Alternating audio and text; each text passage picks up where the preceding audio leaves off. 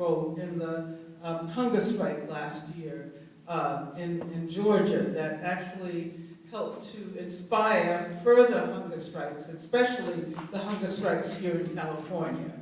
So let's thank her for that.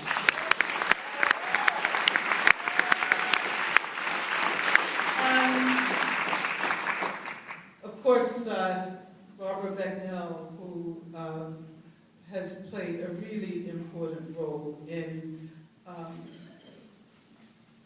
the anti-death penalty movement, and you all know the work she did to attempt to save Stanley Tookie Williams' life. And he was executed. His life was taken by the state, but Barbara knows that the struggle goes on, the struggle continues.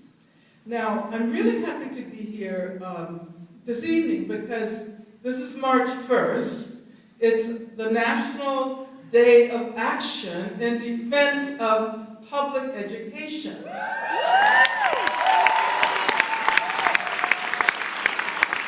I assume that many of you have participated in some of the demonstrations that have taken place all over the Bay Area.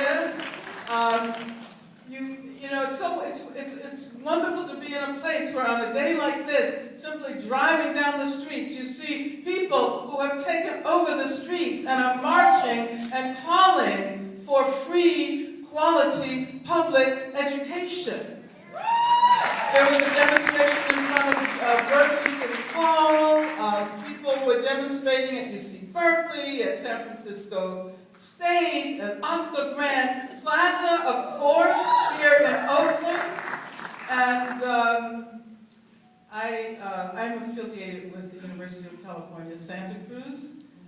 And I'm happy to tell you that students shut down the campus today.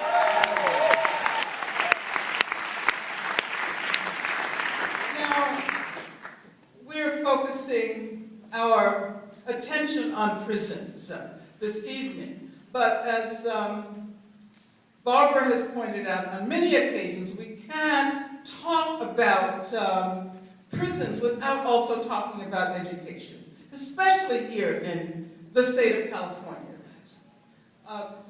Barbara helped to disseminate Stanley's message about the value of education, and especially the value of education as opposed to the gang life.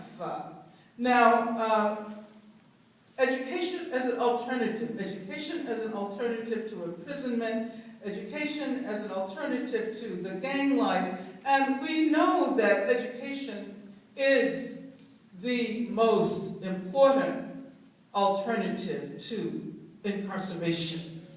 We always say education, not incarceration.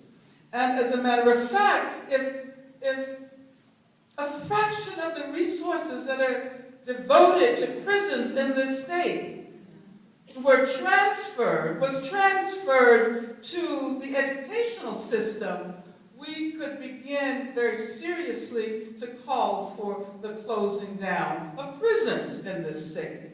As a matter of fact, I think our next demand has to be close down San Quentin. Close down San Quentin. I say this because I understand that in New York, a campaign is developing to close down Attica.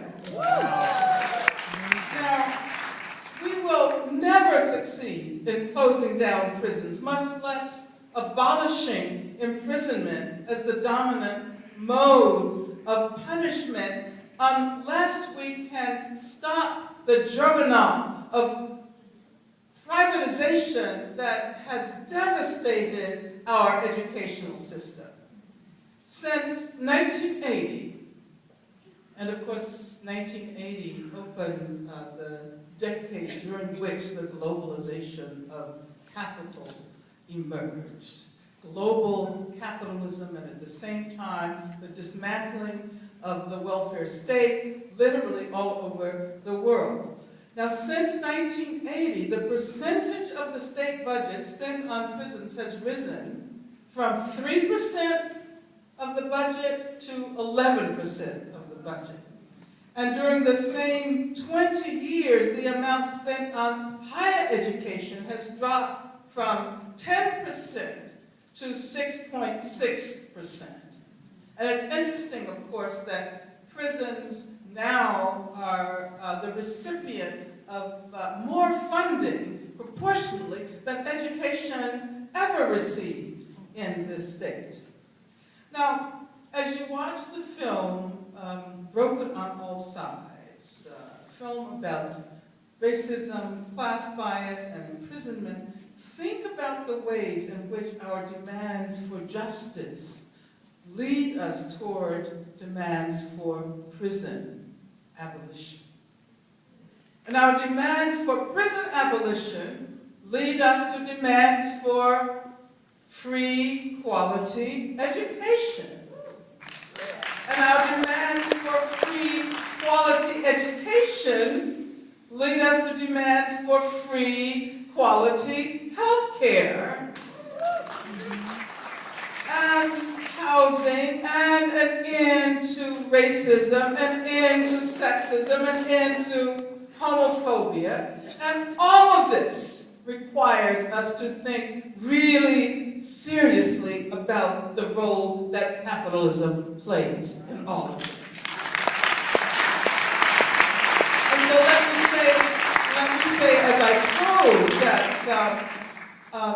one of the most exciting accomplishments of the Occupy movement has been to force us to engage in conversation, explicit conversation about capitalism for the first time since the 1930s.